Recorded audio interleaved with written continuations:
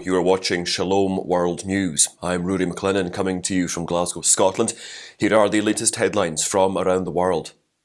Thousands of believers from Bahrain and neighbouring nations took part in the Solemn High Mass presided over by Pope Francis at Bahrain's National Stadium on Saturday, November the 5th. The congregation cheered the Pope and waved Vatican flags as he came to the stadium in the Pope Mobile in the morning.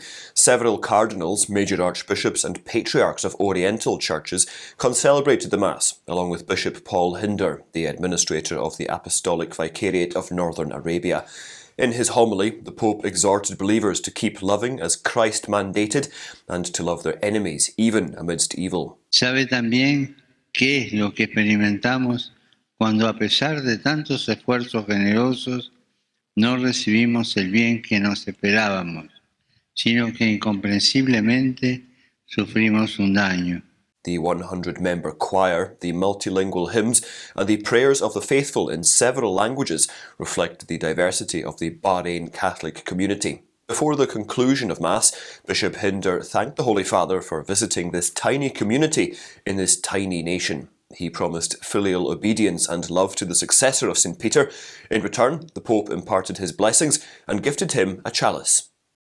During the ecumenical prayer service for peace held at the Our Lady of Arabia Cathedral in Bahrain's Awali on Friday evening, Pope Francis said that unity in diversity is the spirit of the ecumenical journey. The pontiff told members of various apostolic and Protestant churches that the Holy Spirit who joins all members together is greater than our divisions according to the flesh. Recalling Pentecost, the Holy Father said that the smallness of the believers in Bahrain helps us feel the need for unity. The pontiff added that being united does not mean uniformity.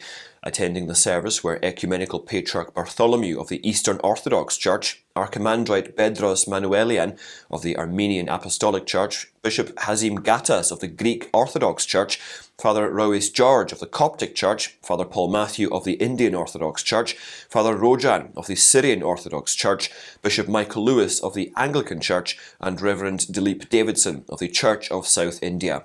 Heads of various Oriental Catholic churches were also present during the prayer gathering. Earlier on Friday, Pope Francis strongly condemned those who put their trust in power, war and the trade of weapons and turned the common home of mankind into a giant ammunition store. He made this strong statement while addressing members of the Muslim Council of Elders in Bahrain on Friday. During the event, he shared the dais with the Grand Imam of Al-Azhar in Egypt, Ahmad al-Tayyab, and King Hamad bin Isa al-Khalifa. The Holy Father said that only through prayer and fraternity can mankind recover the forgotten sources of life. His thoughts went out to the people who were forced to migrate to other countries because of conflicts. He told the Muslim scholars that everyone is called to proclaim that God and neighbour come before everything else, reiterating that fraternity alone will save mankind. Dialogue is an existential attitude that every human being should have to advance peace in the world. So said Cardinal Ayuso at the Bahrain Forum for Dialogue, East and West for Human Coexistence, which concluded on Friday. In an interview with Vatican News, the prefect of the Dicastery for Interreligious Dialogue highlighted the importance of these interreligious meetings, and specifically of this gathering for peace in a war-torn world.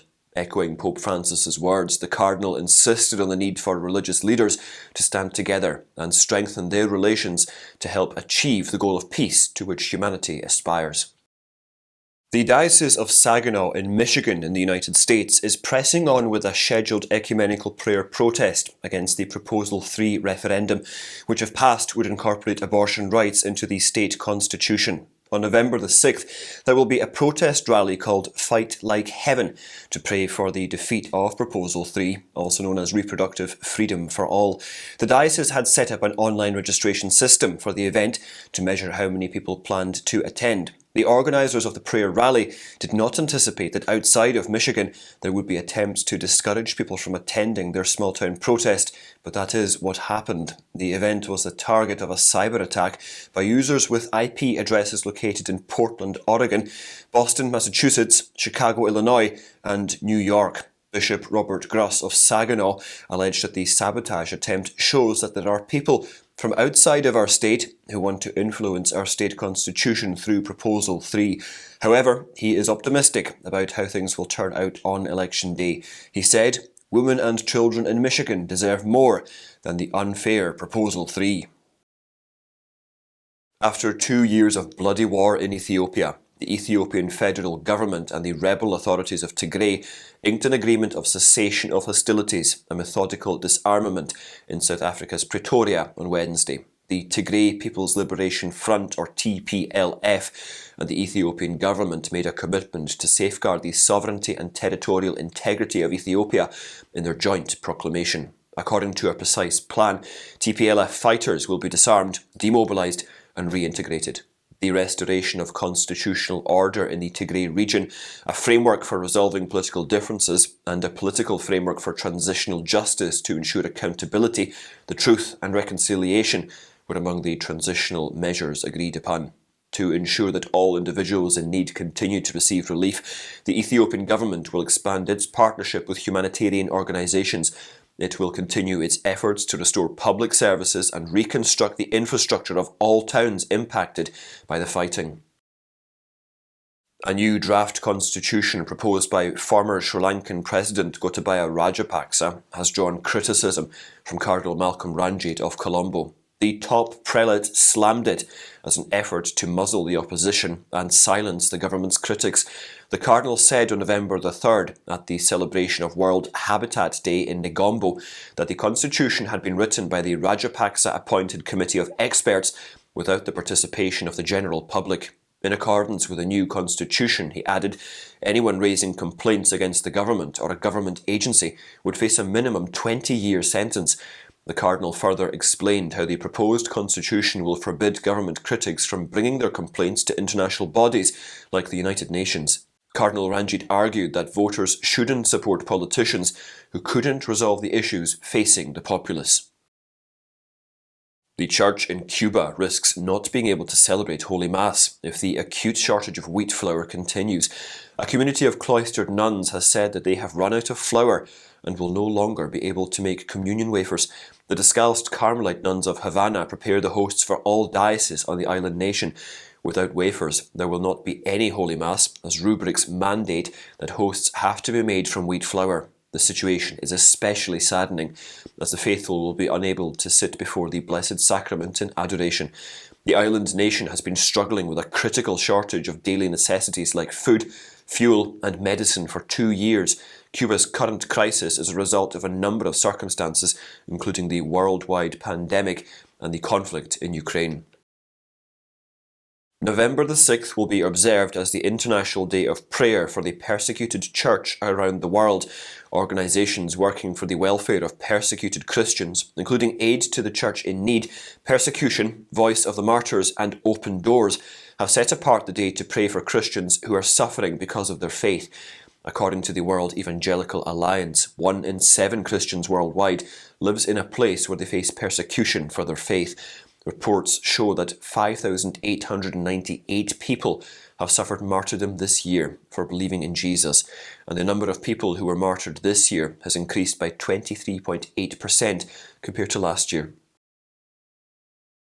UK-based Society for the Protection of Unborn Children, or SPUC, has come out defending the appointment of Maria Caulfield as Minister for Women in Rishi Sunak's government.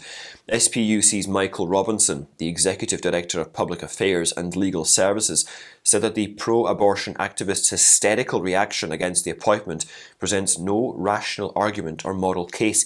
He said it was aimed at bullying a woman who had voted against abortion several times.